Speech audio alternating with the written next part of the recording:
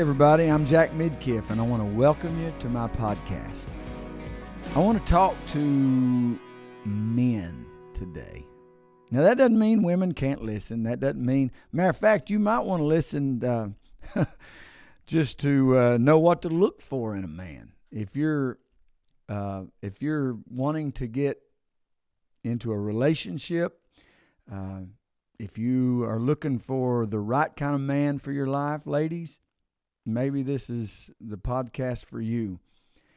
I want to talk about today the qualities of a Christian man. Now, this world has all kinds of ideas and has kind of force-fed society ideologies of what a man is. You know, beating our chest and drinking beer and cussing and telling dirty jokes and having grease under our fingernails and going hunting. And I'm not here to condemn anybody or to look down on anything that you choose to be as a man, but I'm also here to share my feelings of what being a real man is. First of all, I believe that the qualities of a man should always be the qualities of Christ. Because to be a Christian man, you have to be Christ-like.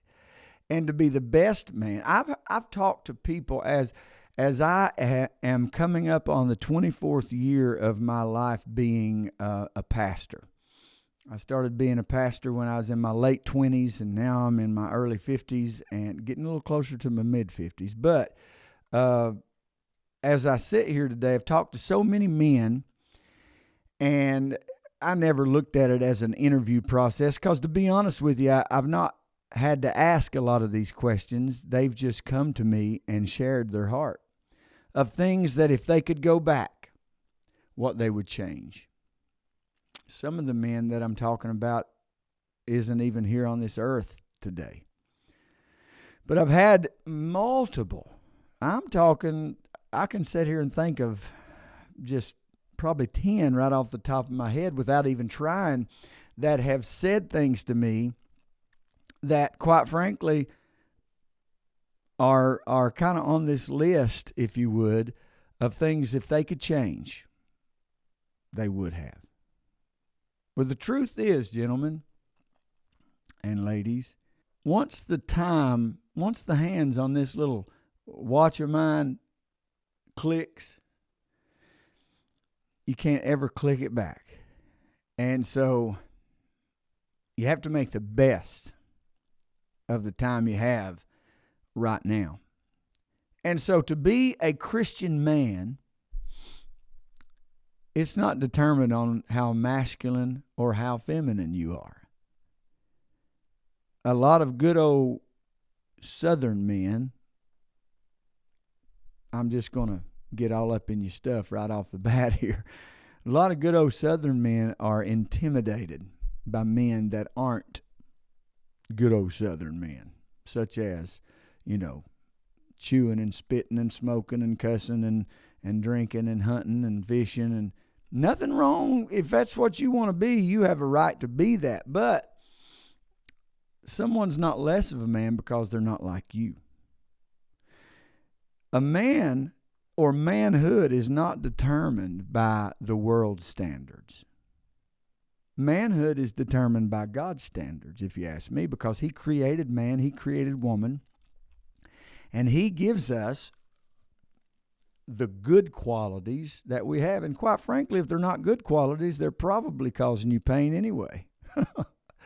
So today I want to talk about, as Christian men, I believe we're called to a higher standard.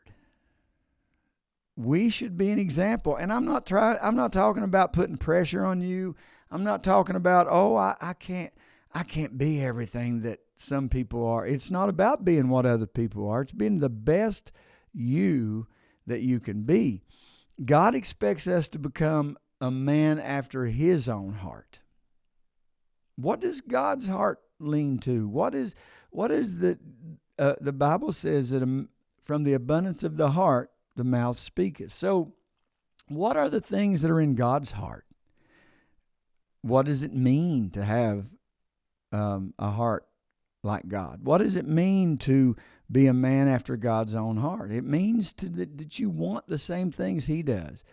Somebody said, well, I'm not God. Who said you had to be? Nobody said that.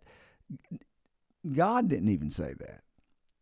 He gives you the power to be the best you. Another question, are you raising the bar for yourself to become a better person? Are you raising the bar to be the best person? Listen, I'm not sitting here today telling you that I've accomplished everything that I'm telling you. I'm just giving you my heart of what I believe will make us better as men. Do you have the courage to stand out from the ordinary? Do you have the courage to be you while everyone else is being different? I believe that determines a true man. Quite frankly, I think it's time to man up in a lot of areas. So I've got some questions that I just want to, or some statements maybe. I guess that'd be the best way to say it. If I just want to put out there. And if you disagree with them, you have that right. But what is a Christian man? A Christian man is a protector. Doesn't have to look like everybody else. You don't have to be a gun-toting, snarling, 7-foot, burly kind of a person. But you're a protector. You make sure that your family's protected, not only physically, but financially. You protect them emotionally. You protect them from the things that Satan wants to take them out with. The next thing I want to share with you is I think that Christian men are gentlemen. You don't have to be a pansy. Meekness is not weakness. You don't have to be some whatever. I don't even want to start using words and names, but you don't have to be something that you're not. You can be, if you were created by God to be masculine and have that rough edge, that's okay, but you can still be kind. You can still be a gentleman. You can still say kind words. If you choose not to, it's because you choose not to. But if you choose to do that, you can. Now, I also believe that sometimes we have to practice those things. Sometimes we have to practice doing things that are not comfortable to us, but the more you practice them, the easier they'll be. I heard someone say you can always tell when a guy has a new woman in his life or he's just cleaned his car up, because on either occasion he will open the door for his wife or girlfriend or whatever. I don't know why that is, but it's kind of true. But you don't have to wait for certain and special occasions to be a gentleman. I heard another story one time about how this guy walked out of the door and he held the door for this lady, and she was, kind of whatever. And she said, "Are you holding that for me just because I'm a woman?" He said, "No, ma'am, I'm holding it for you because I'm a gentleman." So know who you are and know why you are. Well, you are a gentleman, or you should be a gentleman, because God's a gentleman. Do you know that God is such a gentleman that he doesn't cause us to be Christians? He don't make us be Christians. He don't make us love him or anybody else. He gives us that choice. If you ask me, that's being a gentleman. He's allowing us the opportunity. So to fashion yourself after God is to fashion yourself after his qualities, and he's a gentleman. So Christian men are gentlemen. Christian men also use their time wisely. That doesn't mean that you accomplish every day everything that you want to do, because sometimes we just make mistakes. Sometimes we mess up. Sometimes, we overextend ourselves. Sometimes we don't plan good enough. Not condemning, but just putting that out there to say Christian men should plan, should use their time wisely. Someone once said, if you fail to plan, you're actually planning to fail. Well, that's kind of straightforward, but use your time wisely. Make sure that you are telling the time in your day what you're going to do instead of being pushed. I know that a lot of people punch a clock to go to work. They punch a clock to leave work. A lot of people, my dad used to say any man that would say he's boss at his house would lie about anything. Meaning, I know we do what our wives, and we do what our children, and we do what our bosses, and we do what everybody else in our life that has that position. We do what they say, and that affects what we get to do. But Christian men, use your time wisely. It'll be good for you. Christian men, I believe, also always improve themselves. Get better at who you are. Get better at your craft. Get better at your skill. Get better, period. At this time in my life, I've had to make decisions about my personality. Hey, I can't do that anymore.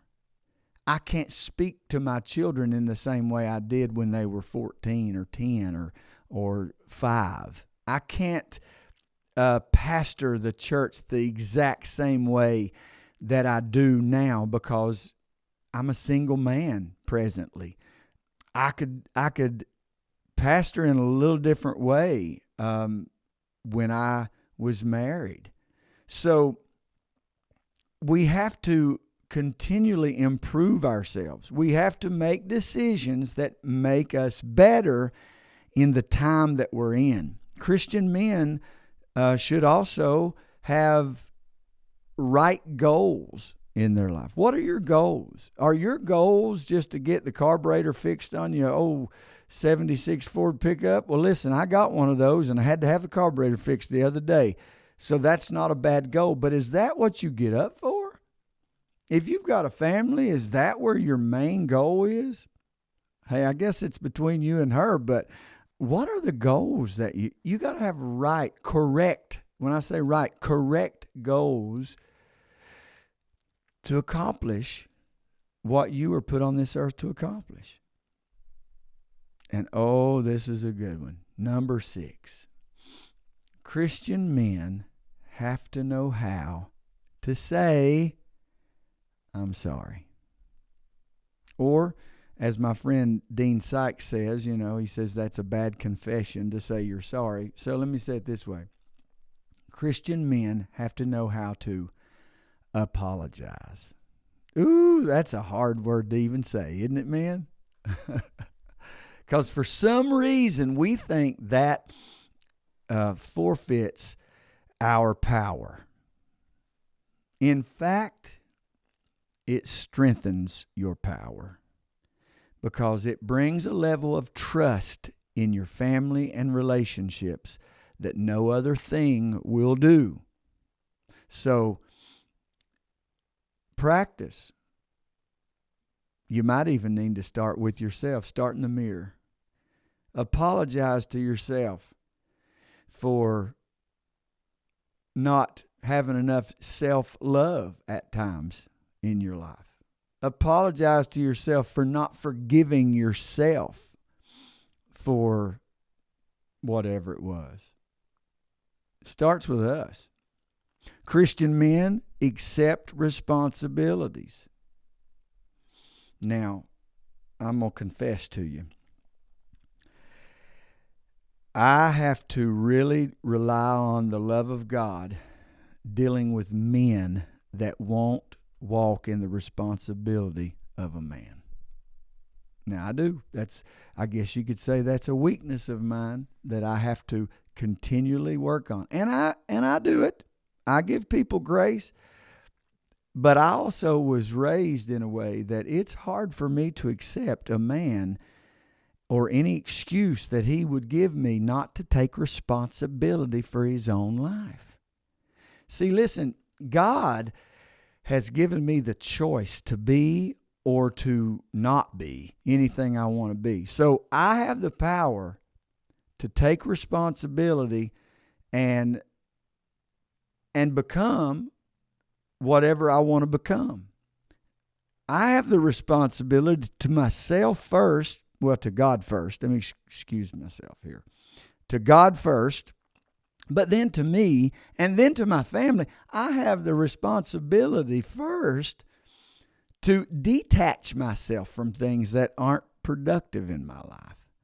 So, Christian men accept responsibilities. Christian men do not compromise godly principles.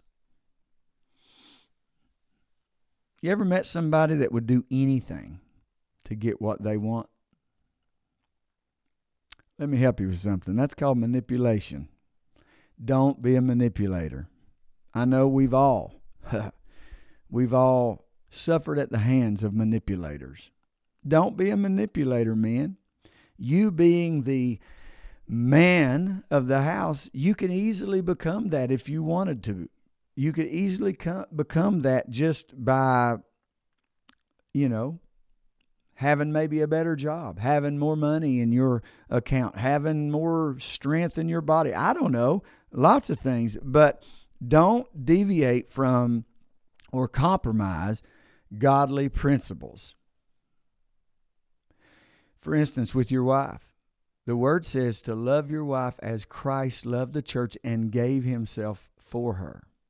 That doesn't sound like a bully to me. So Christian men need to never compromise godly principles.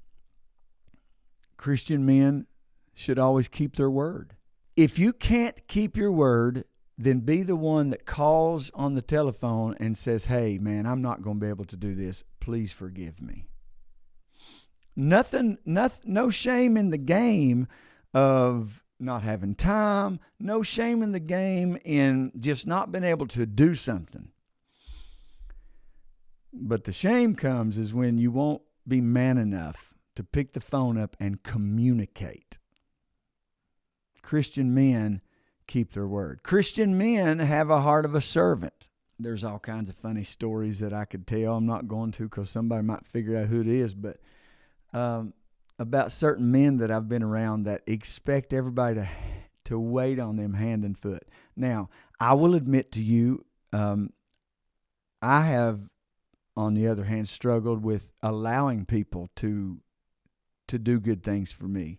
Allowing people to know when my birthday is just because it embarrasses me. And that's not right either. And I'm here to tell you today, that's something that I've come to understand, that a birthday, to let somebody have the gift of giving you a happy birthday wish, that's a pride thing. And I've had to swallow some of that.